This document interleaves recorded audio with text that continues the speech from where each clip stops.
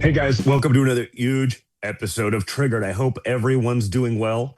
I hope you're all having a great week, doing a little uh, different schedule this week again. Been traveling like a lunatic. And so Wi-Fi issues at the studio, the usual nonsense. So I apologize for having a Wednesday show this time around, but I guess you probably get it. So thanks for tuning in anyway, even if it's a Wednesday. A lot is happening and there's a lot to get into. So let's get into all of that. Guys, before we get going, make sure you're liking, sharing, subscribing so you never miss one of these episodes. Okay, if you do miss the show here on Rumble, go over to Apple, go over to Spotify podcasts, catch it there. If your friends get their podcasts that way, make sure they know about that. For all of the top headlines that we cover here on the show, go over, check out my news app, MXM News, like minute by minute, where you can get the mainstream news without the mainstream bias. And of course, don't forget about our brave sponsors for having the guts to support this program. Okay, that's not easy. That takes guts. Support those, at least check out those who share your values. Who knows? Definitely worth it. We got to keep that kind of stuff going. So really appreciate that. And guys, we have another familiar face sponsoring the show now, Goldco. Gold just surged past $5,000 an ounce. Silver blew past 100. And the U.S. just added silver to the critical mineral list, meaning it's now considered crucial for American security and economic survival. This isn't speculation. This is real. That's why I've renewed my partnership with the #1 rated gold company, Goldco. A+ rated by the BBB, the Better Business Bureau, and they've helped Americans place over $3 billion in gold and silver. So visit donjrgold.com, DONJR gold.com, to get a free 2026 gold and silver kit. And because you're part of this audience, you get up to 10% back in bonus silver or gold just for getting started. Again, that's donjrgold.com. Do it now. Educate yourself. What do you have to lose? Invest in the next generation with Y Refi and be a part of the solution for millions of Americans. With Y Refi, you're helping borrowers while investing in the future. Y Refi offers accredited investors fixed rate returns backed by private student loans. Choose a term from 1 to 5 years. Take your monthly interest as income or reinvest it. Totally your choice. To learn more, preview the private placement memo for complete details and call 877-80-INVEST. That's 877-80-INVEST. Let's get into all of it. And I want to start with the media because this week we got one of those perfect little moments where the whole scam really shows, where it really reveals itself. Your favorite president sat down with Kristen Welker for NBC's Meet the Press. And I don't know, let's just say NBC was not ready for what was coming. Check this out. Evidence than ever presented. Let's talk your about elections in this country. We're like a third world country. Your elections are crooked, and you're crooked, and Meet the Press is crooked, and so is ABC and CBS and CNN. But Mr. President, you're one-sided crooked networks. All right, let's call it quits because I've had enough. Thank you, darling. Have a good time. Mr. President, let's please. I traveled all the way to Wisconsin. I've sat in the rain with you. I know. I've sat in the rain with you for an hour, on and off in the rain, and I've given you enough time. You ought to straighten out your press because you know what? Mr. President, a country can never be great with a dishonest Listen, press. we traveled all the way to Wisconsin for this interview.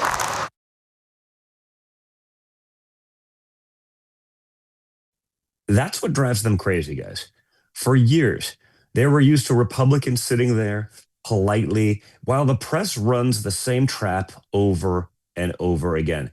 They ask a question that's not really a question. They're leading with their innuendo. They load it with false premise. They interrupt. They try to reframe the issue to launder, some left-wing narrative or something like that. And then they go back to the studio panel and say, wow, guys, why won't Republicans answer questions? It's magic. The Spencer Pratt thing, right? This woman who was running in third place. Well, I don't know, guys. It's going to take 5 or 6 or 7 days to count it, and we're going to go to the mail-in ballots. And the one we needed to make sure the other Democrat got in the runoff magically gets like 100% of all the votes. It was like 35,000 votes. Like magically, it all went to her. She didn't even win her own district, and yet magically, that somehow happened. We're supposed to pretend that it's totally legit. We're supposed to never ask for ID. God forbid, I mean, that's racist or Jim Crow 2.0 or 12.0 or whatever it is we're up to these days. That's insane. Meanwhile, guys, the people doing the asking spent years lying about Russia, lying about laptops, lying about Biden's condition, lying about the border, lying about crime, lying about elections, basically lying about every major issue that actually mattered to Americans. So you don't get to spend years acting like the communications department of the Democrat Party and then cry when the president says the obvious thing. A country cannot be great with a dishonest press. And that's what we have, guys.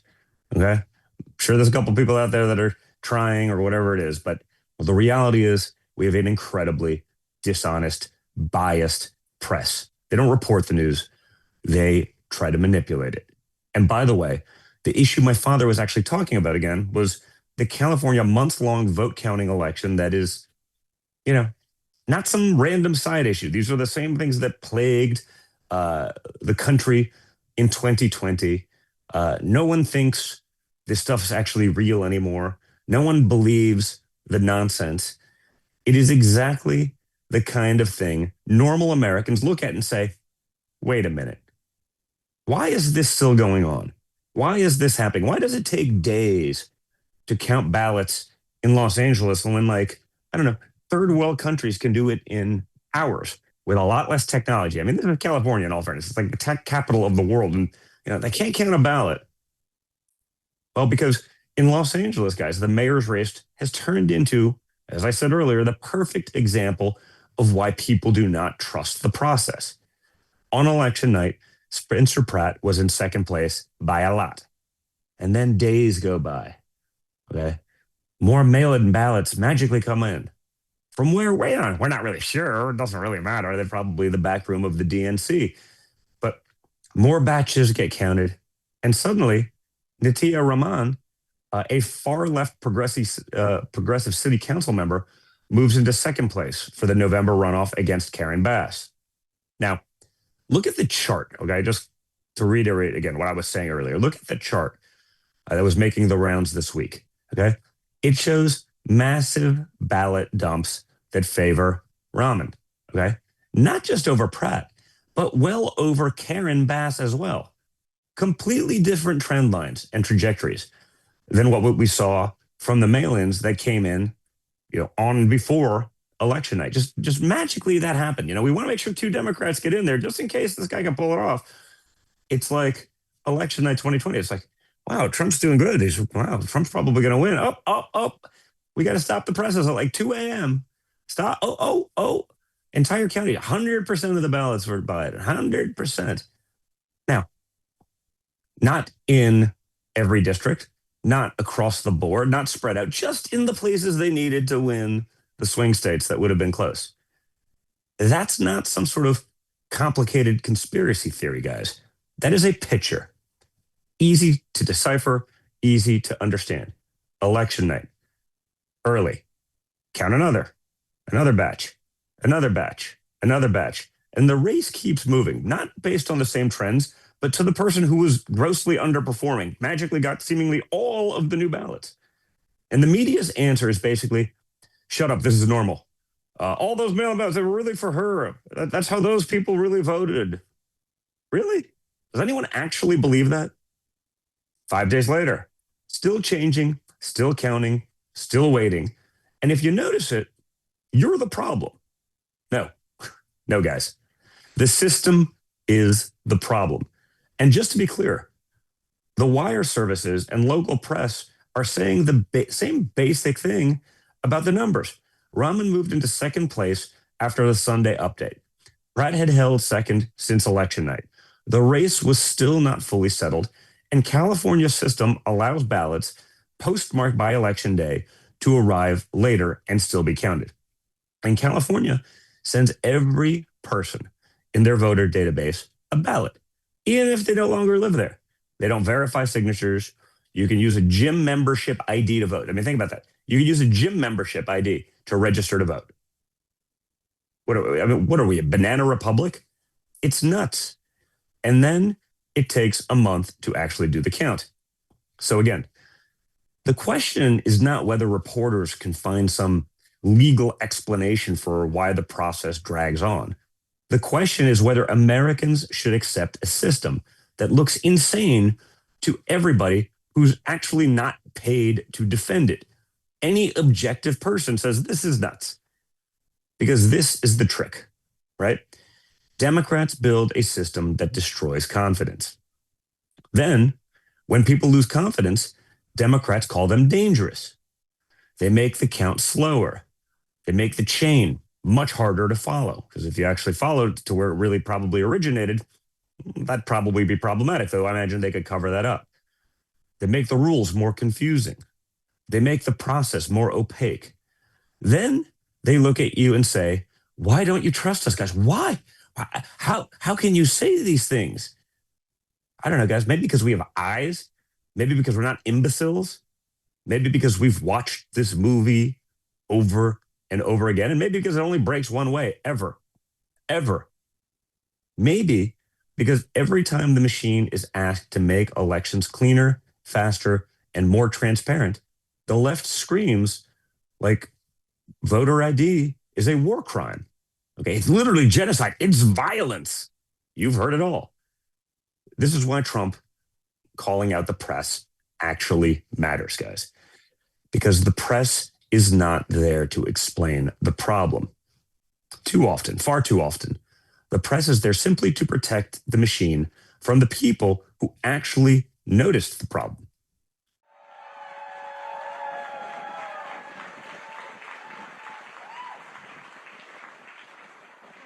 Los Angeles is the most magical city in the entire world. Win or lose, I am so proud to be an Angelino, and I'm so grateful to call this extraordinary city my home. Let's take a trip again down memory lane. In 2010, Kamala Harris is losing the attorney general race.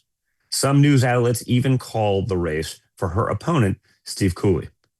But Harris won weeks later after mail-in ballots surged from Los Angeles. Okay, just Los Angeles. It's a statewide election. It's a pretty big state. Los Angeles is a big city, but there's 40 million people in California. It all happened there. Huh. Check it out. 4 weeks after the November 2nd election, California finally has declared a winner in the attorney general race. Harris finished so close to her Republican opponent that it took a month to finish counting every vote. She won by less than 1 percentage point.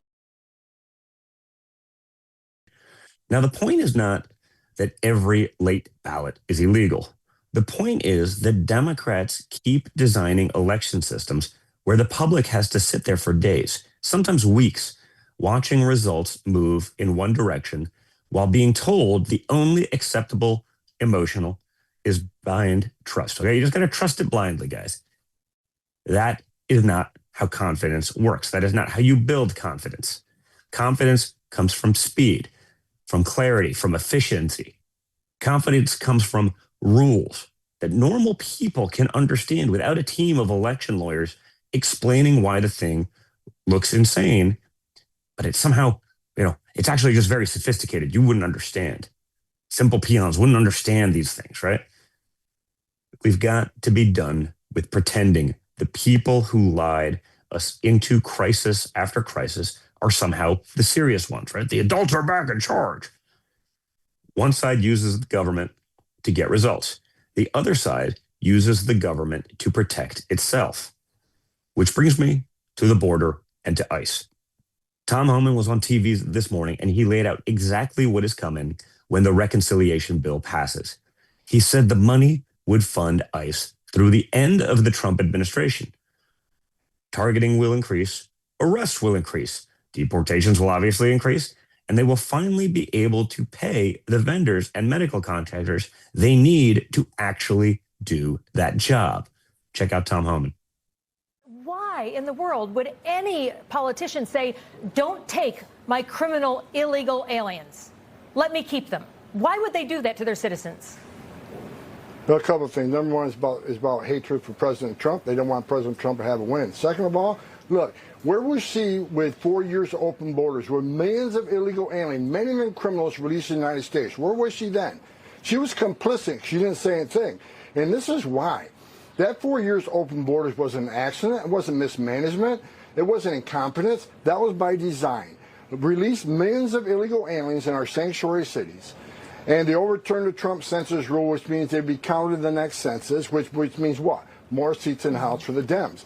And they're hoping that another Democratic administration comes in and awards amnesty to millions of illegal aliens. This is about future political power. They don't care about national security. They don't care about public safety. All they care about is future political power. They sold this country out for future political power, and she's part of it.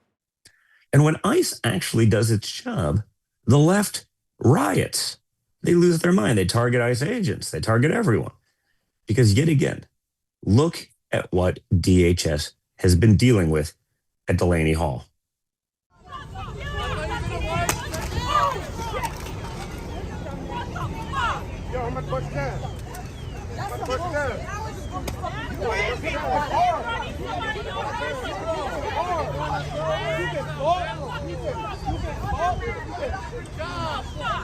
No one saw nothing.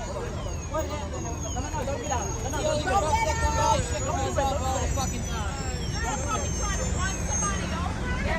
You're fucking Spanish. You're Spanish. You should be ashamed of yourself. You should be ashamed of yourself. You should be ashamed of yourself.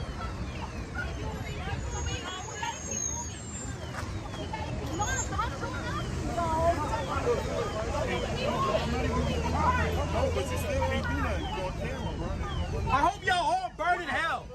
I pray that y'all all burn in hell. All of you. You too, girl. I pray that y'all all burn in hell. Especially you. You're Rioters will not slow us down. That is the right message. Because let's stop pretending that this is a peaceful, organic disagreement over policy. Okay? When you block enforcement facilities, when you assault officers, when you try to stop lawful operations, that's not compassion. Okay? That's lawlessness. Try doing that in the countries that all the Democrats love. Try stopping those things from happening. Okay? Good luck. And Democrats have trained their base to think that lawlessness is moral as long as it's pointed at the right target. Okay? Burn a city, that's justice. Block ICE, that's activism. And DHS posted that ICE officers are facing an 8,000, okay, percent increase in death threats against them and their families, and a 1,300% increase in assaults. Okay, and that's a lot, and it's not normal, and it sure as hell isn't acceptable in a free democratic republic. Okay, doesn't happen. Think about it. Okay, the people enforcing the law are getting threatened. The people trying to deport criminal illegal aliens are called the extremists. And the people trying to stop them are treated like they're somehow heroes by the same media that lectures you about democracy and lectures you about decency ad nauseum every day for a decade. This is exactly why enforcement actually matters. Because when the state refuses to enforce the law, the mob learns that it can enforce it itself. It can push its will on the people. And the cleanup means saying no.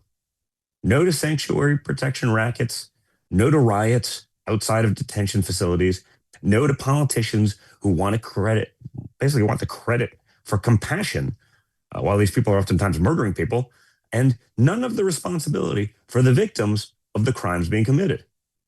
No. To a media that cries about norms while excusing chaos. Okay? That's what we need to say.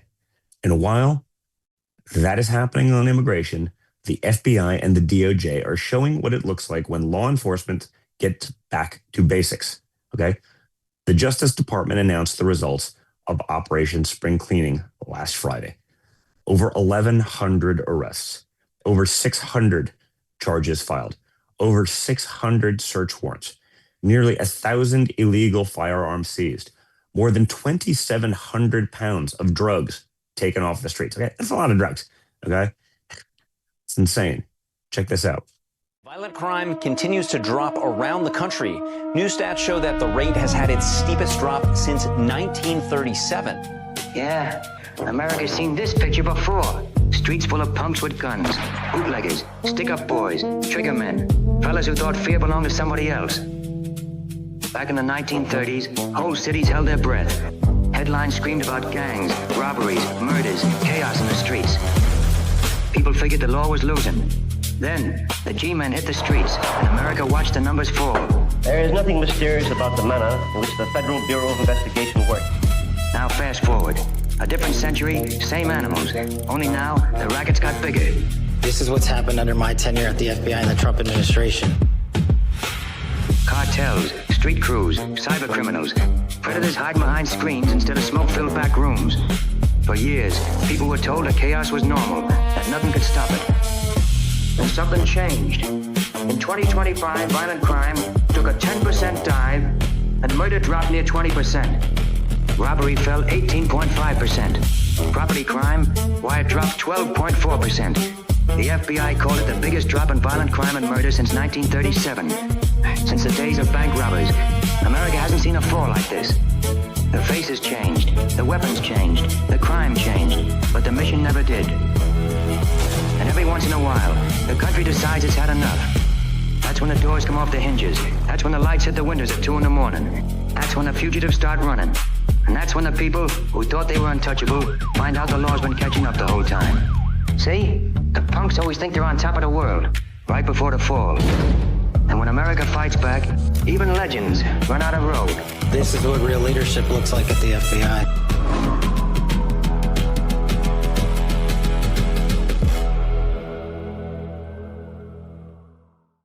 That is what people actually want from law enforcement. Okay? They don't want DEI seminars. They don't want political surveillance. They don't want targeting parents at school board meetings because they don't want their kids indoctrinated with leftist BS. Okay? No chasing grandmas around who shared a meme. Guns off the streets, drugs off the streets, gang networks hit, criminals arrested, families protected. Okay? Basic stuff. Common sense. And they're actually finally doing it. And when the federal government actually says we're going to crush the networks behind it, Democrats act like that's the problem. Okay, we've seen this over and over, right? Southern Poverty Law Center. How dare you? Well, they've been funding the Nazis that you say are the big problem. I mean, you'd think that's an issue, right? No, guys. The crime is the problem. The gangs are the problem. The fentanyl in the streets killing our children every day is a problem. The political class that protected them and created the chaos is also the problem. But Democrats are doubling and tripling down on this insanity. They just voted literally to make Graham Planter their new left-wing star up in Maine. Okay, Planter, who put it to put it lightly, I guess, has some baggage. So why is today's Democrat Party supporting somebody with that kind of baggage? Well, because this is who they are. Check this out. If I had my way, elections would last 2 months. They would be publicly funded. And if a billionaire looked at a TV ad the wrong way, we'd put him in jail. Wild stuff, guys. I mean, this is the same party that will spend a week pretending a Republican with a "Don't Tread on Me" flag is some sort of national threat. He's a national emergency. Their candidate can have Nazi tattoos, can be accused of abusing women and being vicious and violent or whatever the hell, all the things that they've been saying about him, all the crazy comments on Reddit and this. I mean, a true derelict. And they'll call you an extremist for wanting voter ID. They'll call you cruel for wanting ICE to arrest people who actually broke the law. They will call you dangerous for saying the press is dishonest, even if they are very obviously and very objectively are. When one of their own has a real problem sitting right there on video, suddenly everyone discovers nuance. It's just it's a little different. It's changed in the last couple of weeks. No, guys, standards are not supposed to be weapons only to point at your enemies. Standards are supposed to be standards for everyone. But the left, they don't use them that way. They use outrage as a tool. They use compassion as a costume. They use the media as a shield. And sometimes the cultural rot is so ridiculous, it almost writes the punchline for you. Well, as far as I know, of all the names you just mentioned, only one person had a Nazi tattoo and has chosen to lie about it, and that's Graham Plattner. I mean, he roots for American military deaths. He's mocking rape victims. He demeans rural Americans. He's been abusive to women. I mean, this is what Democrats are signing off on. This is their most celebrated Senate candidate in the country right now. And in fact, his campaign was bragging that after all of these things came out, he raised $200,000 online. You have Democrats across the country investing in Nazi tattoo, abusive to women guy. I mean, that's what the Democrats are signing off on. That's what they're lining up for. You see pictures on the screen right now of Ro Khanna. Ro Khanna was out there believing everything that was ever said, every false narrative about Brett Kavanaugh. And now he's arm in arm with a guy who's clearly abusive to women. I mean, this is the most insane amount of hypocrisy in the pursuit of political power. Some Democrats have said, I'm not comfortable with this. I suspect a few more will come. They had a perfectly viable candidate up there in Janet Mills, but they decided to go with this, scumbag, fake oyster farmer, Nazi tattoo guy instead. It's crazy. No, I'm not licking my chops at this. I'm weeping. We need a Democratic Party that can stand up to people like this, not promote them. Hazel Appleyard posted HelloFresh, putting out an official Pride Month statement, basically telling people that they respect that eating may not be the top priority this month. But if you're prepping for Pride Month, they have some really good high fiber recipes available for you. I mean, think about that. Just think about it for a second. Eating's not that important, but if you got to clean out your colon for Pride Month, we can't. I mean, honestly, South Park wouldn't go there. Okay, it's too ridiculous. It's too extreme, even for them.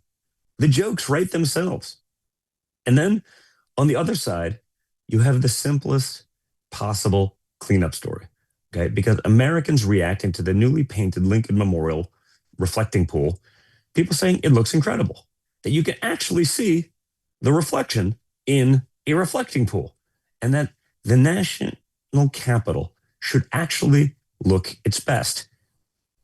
I mean, it looks incredible. You can actually see the reflection. I've lived here a year on, left, and then came back, and it looks great. Well, it's for the better of the nation. It makes the whole world, the whole country look good, quite honestly. We want our national capital to look its best, and it hasn't been a priority in the past.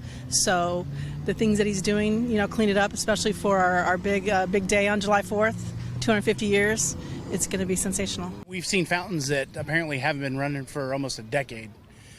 And it really brings the aesthetic of Washington, D.C. Anybody who's in office, be it the president or the mayor or whatever, the upkeep and managing of the city should be at the top priority. That, guys, is not complicated. Make the Capitol look good. Make the monuments look good. If something's broken, fix it. Make the country look like a country that actually respects itself. It sounds small until you realize how much of the old regime was built on accepting decline.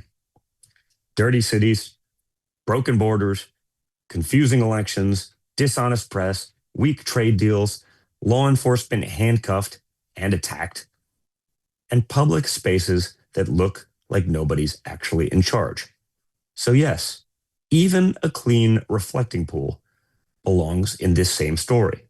Because a serious country, guys, notices the big things and the visible things. They also notice the little things and get them fixed. And that is the cleanup. It is not one story. It is the standard changing across the board. Foreign policy, use your leverage, use your power. Trade, get investment out of it. Border, arrest and deport. Stop pretending slow, opaque votes and those counts are normal.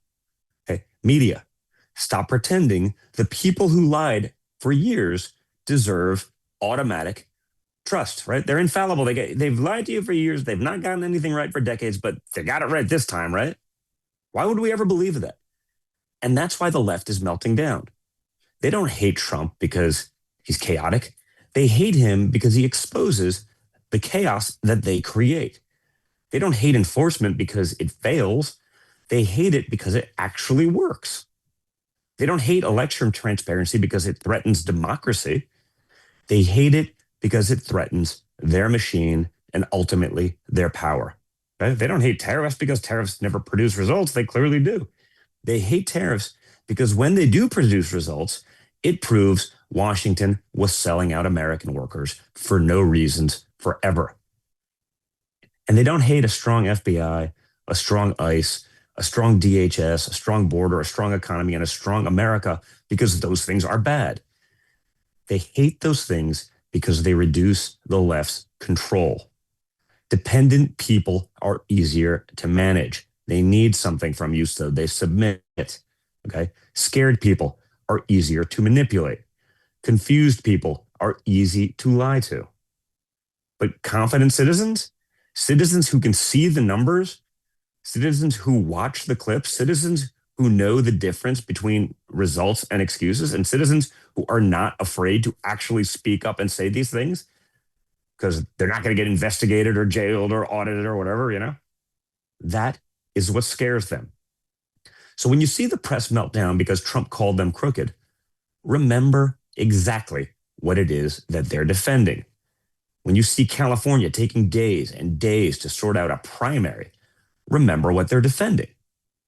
When you see rioters outside ICE facilities, remember what they're defending and ultimately what they're trying to do. When you see Democrats panic over enforcement money, remember again what they're defending. They're not defending compassion. They're not defending anything reasonable. They're defending their control. And the cleanup is about breaking that control. Make the government work again. Make the border actually mean something. Make elections understandable and sane again. Make law enforcement protect citizens. Make trade deals that benefit Americans again. 50 years we spent all this time building up every other country. Why wouldn't we build up our own? Make the press earn trust again. And if the people who broke everything don't like it, guess what? Tough luck. They had their chance. They gave us open borders. They gave us slow counts. They gave us stuff we would never believe with our own two eyes. They gave us sanctuary cities. They gave us fake news. They gave us drug networks, donor scandals, riots, and a system that always seems to protect itself before it protected you. Now, it's a little different. The cleanup crew is here. So guys, thanks so much for tuning in. Make sure you're liking, sharing, subscribing. Okay, just hit the little like button right now. It's so easy, so quick. Hit the like button. Share this with a dozen of your friends right away. Just do it now. So easy to do these days. Okay, like, share, subscribe so you don't miss one of these episodes. Check out our incredible sponsors down below in the video description.